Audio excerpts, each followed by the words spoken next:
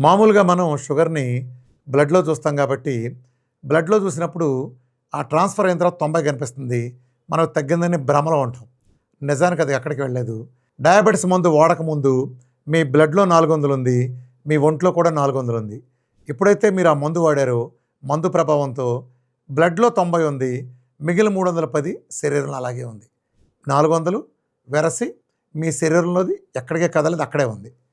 ఈ ప్రాసెస్‌లోనే షుగర్ ఒక ఆర్గాన్ నుంచి ఒక ఆర్గాన్‌కి ట్రాన్స్‌ఫర్ అయ్యేటప్పుడు అది రక్తనాళాల ద్వారా వెళ్తుంది. మన శరీరంలో రక్తనాళాలు అనేక సైజులు ఉంటాయి.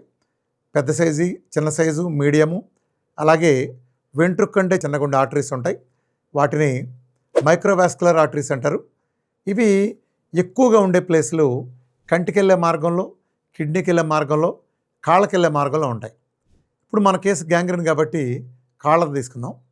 మామూలుగా ఏమవుతుందంటే ఇప్పుడు మీరు మందు వేసుకుంటారు కదా, ఈ షుగర్ రక్తనాళాలకు ట్రాన్స్ఫర్ అయ్యే ప్రాసెస్లో భాగంగా అది పెద్ద రక్తనాళాలతో అయితే పర్లేదు, కానీ సన్నటి మైక్రోవాస్కులర్ ఆర్టరీస్ నుంచి ట్రావెల్ చేసినప్పుడు దీర్ఘకాలంగా, అంటే 1 సంవత్సరం 2 సంవత్సరాలు కాకుండా ఒక 5 ఏళ్ళు 6 ఏళ్ళు 7 ఏళ్ళు మీరు షుగర్ మందులు వాడతా రెగ్యులర్గా ట్రాన్స్ఫర్ చేసిన ప్రాసెస్లో ఈ సన్నటి నరాల ద్వారా ట్రాన్స్ఫర్ అయ్యే షుగర్ మాలిక్యూల్ సరిగ్గా దాని సైజు కూడా ఆ సన్నటి మైక్రోవాస్కులర్ ఆర్టరీ, అంటే ఆ సూక్ష్మ రక్తనాళాల సైజులోనే ఉండటం చేత దీర్ఘకాలం మనం ఎప్పుడు చూసినా షుగర్ కంట్రోల్లో ఉంచుకుందాం అన్న భ్రమలో ఉండటం కోసం ఈ షుగర్ని ట్రాన్స్ఫర్ చేసినప్పుడు కొన్నేళ్ల తర్వాత అది కుళ్ళిపోతుంది.